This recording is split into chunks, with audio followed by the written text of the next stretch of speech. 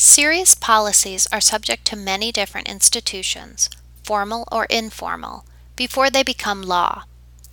A bill must pass through committees in the Senate and committees in the House. It must be passed on the House floor and the Senate floor. The President must sign the bill or passively allow it to become law by not vetoing the bill. It may be subject to the Supreme Court. It must also receive the approval, or at least not the condemnation, of public opinion, the media, and interest groups. Finally, to be effectively implemented, agencies and street bureaucrats must execute the policy. For example, a 55-mile-per-hour national speed limit might be passed, but it will not achieve its goals if the police do not enforce it, which was the case in 1974 in some states.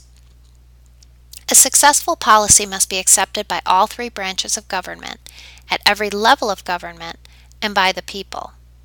The serious policy must garner a high degree of consensus, which is nearly impossible. The federal government operates through a rough consensus among the people, groups, and states. Nobody receives everything he or she wants, but rather everyone receives something. The politics of policy is compromise, and compromise is a characteristic of pluralism. In Congress, compromise often operates through log rolling. I will vote for your bill that I oppose if you vote for my bill that you oppose. And a public's passive acceptance of a policy often is achieved through pork barreling. I do not like my representative's vote for a tax increase, but I will vote for him because he champions my right to own firearms.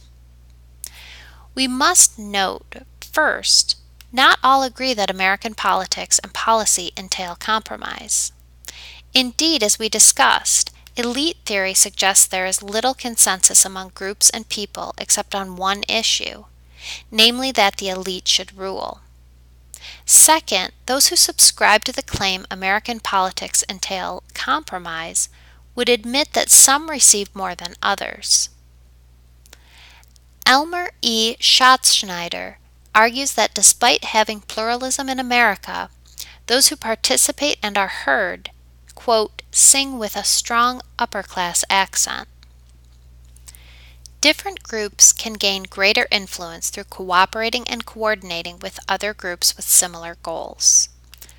Iron triangles are examples of how groups in different arenas, namely the private sector, interest groups, the legislative arena, congressional committees and the bureaucracy, agencies and departments, cooperate to increase their political influence on policy. To understand how this works, we must understand that the primary goal of any group is usually not the stated goal or what is in the mission statement. The primary goal of any group is to survive and expand. For example, the stated goal of the EPA, Environmental Protection Agency, is to reduce pollution. One could argue their primary goal is for the staff to keep their jobs and to be promoted. That is, the primary goal is to survive and expand. Imagine a day when air, water, and soil pollution have been eliminated. Would the EPA be dismantled? No, not if the employees find some way of justifying their positions. For example, they may find a new type of pollution, like electromagnetism pollution or color pollution. They will claim more testing must be conducted, which requires a larger staff and greater funding. Iron triangles are composed of three groups, which, if you are a cynic, seek to survive and expand. Let us imagine the tobacco iron triangle, which is composed of the Department of Agriculture, the House Committee on Agriculture, and the North Carolina Tobacco Farmers Association, NCTFA, a fictitious organization created for this example. The NCTFA contributes to the campaigns of the representatives who sit on the Committee on Agriculture. The members of the committee pass a bill that will subsidize tobacco farmers with $800 million. The representatives are happy not only because they receive campaign contributions, but also because they are helping their constituents. Many of the members have districts in farming communities, hence they chose to be on the Committee on Agriculture. The Department of Agriculture is happy because it means additional work, perhaps additional staff, who will need a supervisor.